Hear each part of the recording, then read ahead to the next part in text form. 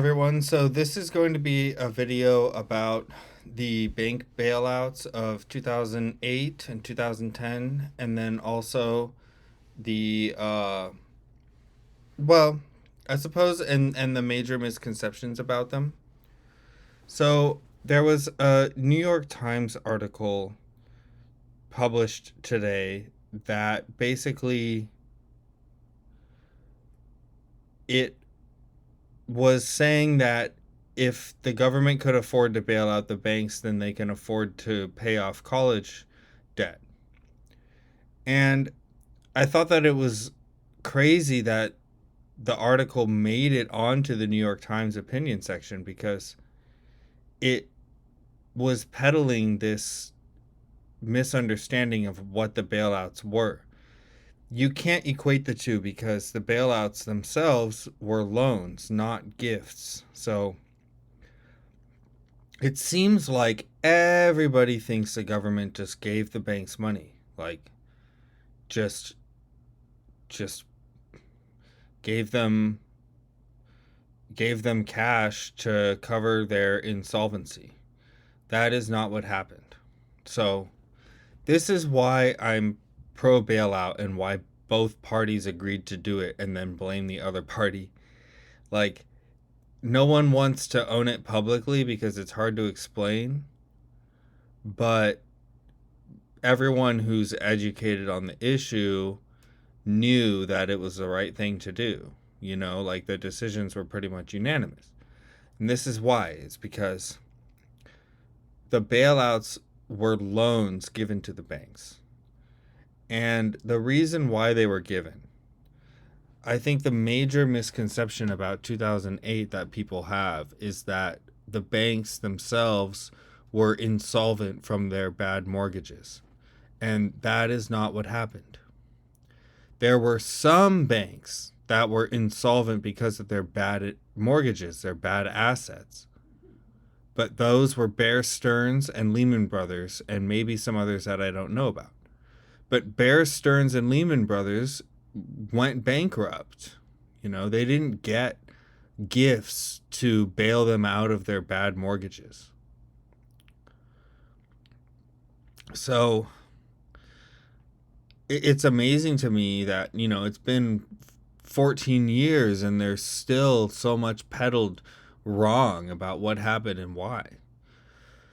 So when the housing crisis hit, there was a total freeze up in the financial markets. So the banks lost all of their liquidity like overnight, only because of fear in the marketplace. And so the reason why I'm pro bailout, the government should bail out the financial industry. The government, the Fed, basically the way that to phrase it accurately, the Fed should provide liquidity to financial institutions during a financial crisis. In other words, the government should bail out the banks when there is a financial crisis. And the reason why is because the banks didn't deserve to go out of business if they were not insolvent. So you have these bad assets and they're all bundled together. So the bad assets and the good assets are mixed up into a financial instrument of a mortgage package, a mortgage-backed security. And if you even if your holdings are overall solvent, so even if the bank was responsible, they can still be thrown into a crisis because the whole market freezes up and banks need liquidity to do business. They can't do anything. They can't make money if there's no liquidity. So when the system froze up, banks are in dire straits almost through no fault of their own, really. So basically, the banks that made bad mortgages and the the mortgagee, I don't know the term, and the homeowner defaults, those mortgages should be losses for the bank because they bought a bad investment. So if they have a $500,000 mortgage that can't be paid and the person defaults, they should lose $500,000. And they did. They did. And then they do the foreclosure and all that. It's not like they were paid for the house and then they do the foreclosure and get the house again.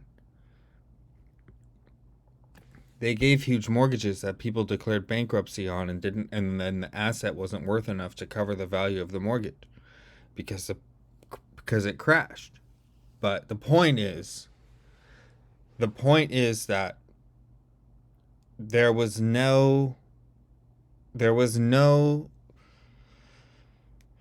just giving money to the bank to cover, oh, you made a bad investment but you're too big to fail, so we're just going to give you money.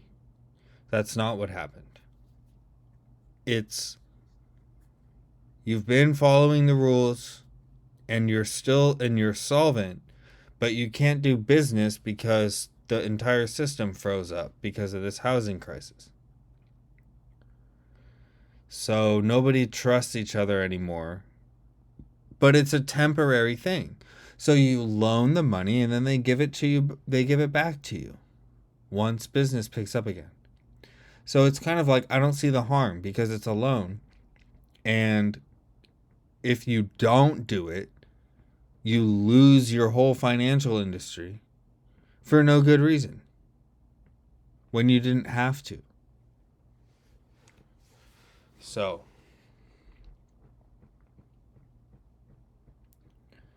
I think that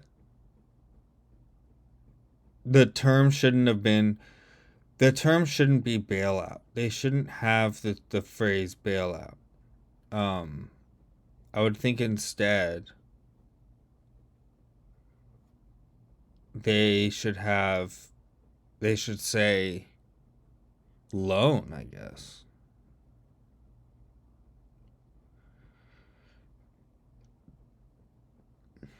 So yeah, there's a lot of misinfo peddled about all of it. So saying that because the government bailed out the banks, they can bail out college students. The college students are bailed out in the sense that they got a loan and now they have to pay it back, but they have higher earnings than their non-college educated peers. So anyway, cool. I think that will do it. Thanks.